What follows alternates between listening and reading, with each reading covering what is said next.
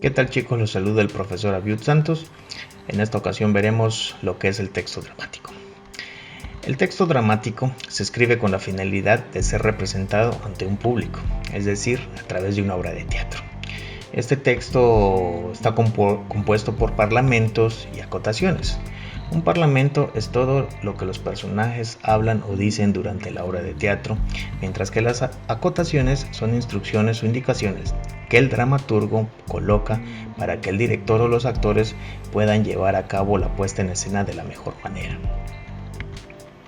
El parlamento puede ser un diálogo, un monólogo, un soliloquio o una parte.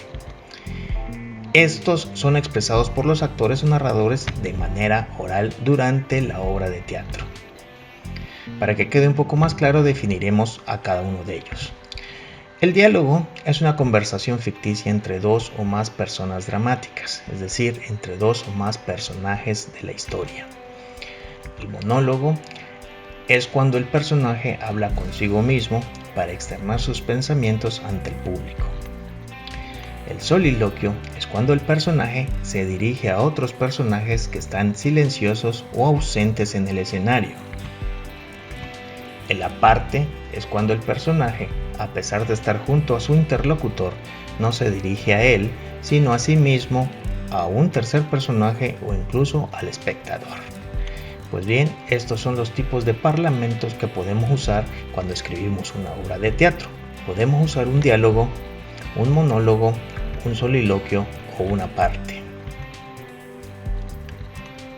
Las acotaciones. Las acotaciones son indicaciones o instrucciones que el dramaturgo escribe para que el director de la obra y los actores puedan llevar a cabo la puesta en escena. Existen diferentes tipos de acotaciones que veremos a continuación. Para ver este ejemplo de las acotaciones utilizaremos un fragmento de la obra de teatro Pepe el Aprendiz. Aquí podemos ver algunos ejemplos de los tipos de acotaciones que existen. Las primeras son las acotaciones generales. Estas generalmente sirven para advertir sobre el reparto, es decir, la lista de personajes que van a intervenir en la obra de teatro.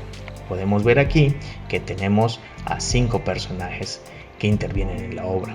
También nos puede indicar la ubicación de la historia, la ambientación. En este caso nos indica que es en la habitación de Pepe. También nos marca el inicio o fin de algunas secuencias. Por ejemplo, ahí se nos marca que comienza el acto 1.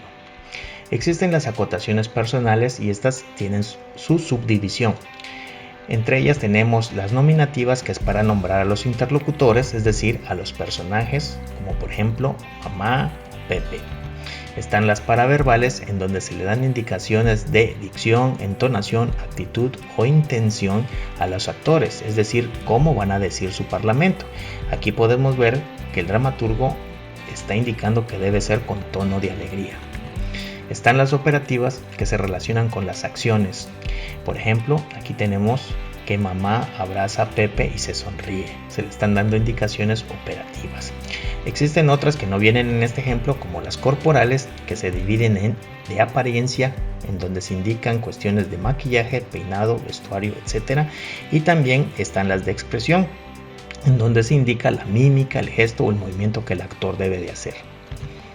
Están las psicológicas, que le van a indicar al actor el mundo interior, los sentimientos o ideas de los personajes.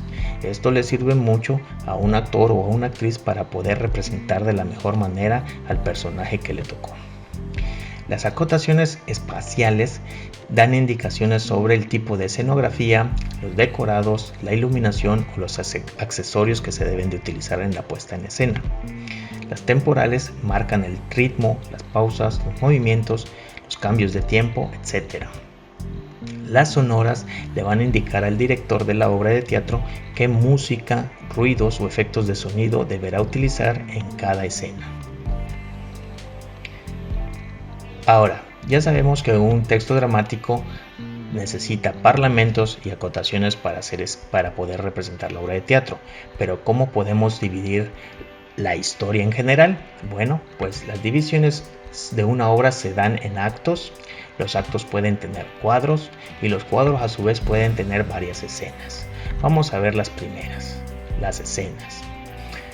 Una escena se mide por la entrada o salida de personajes. Es decir, vamos a poner un ejemplo. Suponiendo que tenemos en la escena 1 a un personaje que está hablando un monólogo. Al momento que entra otro actor, cambia la escena. Ya estamos hablando de la escena 2.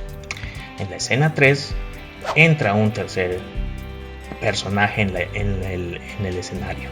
Entonces estamos hablando que las escenas las vamos a identificar por la entrada o salida de personajes.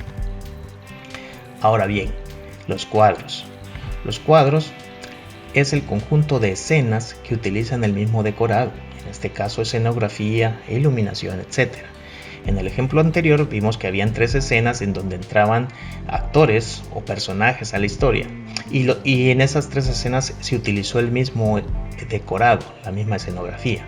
Si hacemos un cambio de escenografía, estamos haciendo un cambio de cuadro. Puede ser que se cambie la iluminación o bien el decorado o se cambie el lugar completo de donde se lleva la historia. Entonces los cuadros se identifican por el cambio de escenografía, iluminación o decorados. Los actos. Un acto se compone de un conjunto de escenas y o cuadros y tienen su planteamiento, desarrollo, clímax y desenlace. El inicio o fin de un acto se reconoce por la apertura o cierre del telón. Para dejar un poco más claro la división de una obra de teatro, veremos un ejemplo más. En un acto yo puedo tener varios cuadros, por ejemplo, cuadro 1, una escenografía, y en el cuadro 2, otra escenografía. Dentro del cuadro 1 yo puedo manejar varias escenas. En la escena 1 salen 2 personajes, en la escena 2 solo sale uno. En el cuadro 2 podemos utilizar en la escena 3 a 2 personajes, en la escena 4 a solo un personaje y en la escena 5 solo un personaje.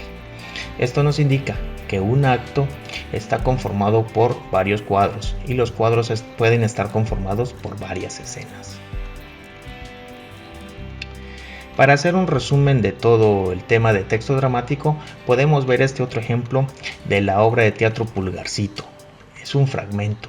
Aquí veremos algunas otras acotaciones que no mencionamos anteriormente. Vamos a ir viendo cada uno de ellos.